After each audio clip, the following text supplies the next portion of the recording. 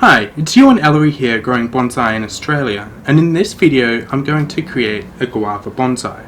Now before I do start, I do have a few maple seeds that I did want to attempt to propagate. Now to get these maples growing in Australia, there are a range of different things that are suggested for you to do just to make it sure that these are basically triggered for that propagation process.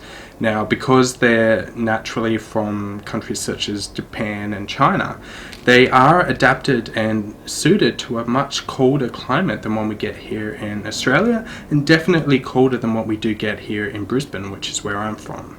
Now, that being the case, you kind of have to put them through this process where you kind of trick them into believing that they're actually in a cold climate and that it's actually been through winter, so that they can then start that propagation process and germinate thinking that it's coming into spring. So what I've actually done with these maple seeds here is I've actually put them in my refrigerator in this bag. So I've put them in this bag with a bit of a napkin down the bottom there that's kept moist, just so that they're in that condition, in that cold environment, only a few degrees temperature consistently, so that they think they've been through a winter. So with maple seeds, you are meant to leave them in that kind of an environment for 60 to 90 days, depending on the maple, depending on what other kind of environment they have been in. Now, I haven't actually kept these seeds in my fridge for that long. They've only been in there for about 3 weeks at this point. And the reason why I'm going to plant a few of these seeds today is because I have had, I got the seeds from a location where they were, it was a cold environment. It was up in the hills, so overnight it would be quite cold up there, verging on frost, and through the day still pretty cold. So my assumption is that they've already kind of been through a little bit of that winter environment. It is coming up towards, well, we're more than halfway through winter now, and winters in Brisbane aren't really that cold. But from where I got them, they had already been through a bit of winter, and I'm hoping that some of these might germinate. It isn't 100% crucial that you do go through this process, but it does help. So I'm just going to experiment a little bit today and put a few of these seeds into this little tub, which is actually a Hanaichi container, which I drilled a hole in the bottom of, and we'll see how these go.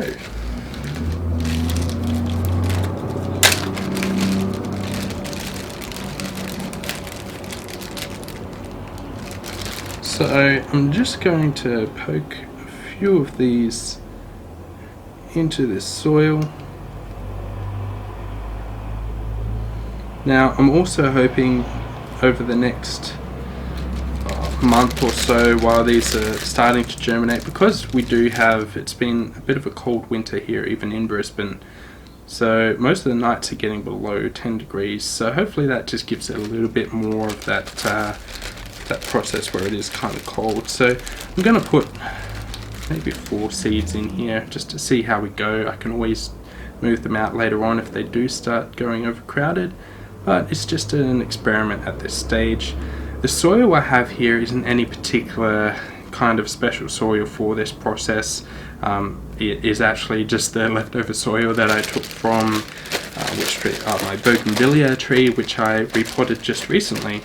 So we'll see how it goes, but once I actually get around to the process of propagating the rest of these seeds, which will be at the end of our winter here, once it's actually been through that 60 to 90 day process, then I'll actually have a look and probably get some better soil for propagating specifically, which just some more nutritious kind of soil that retains that moisture just a little bit better.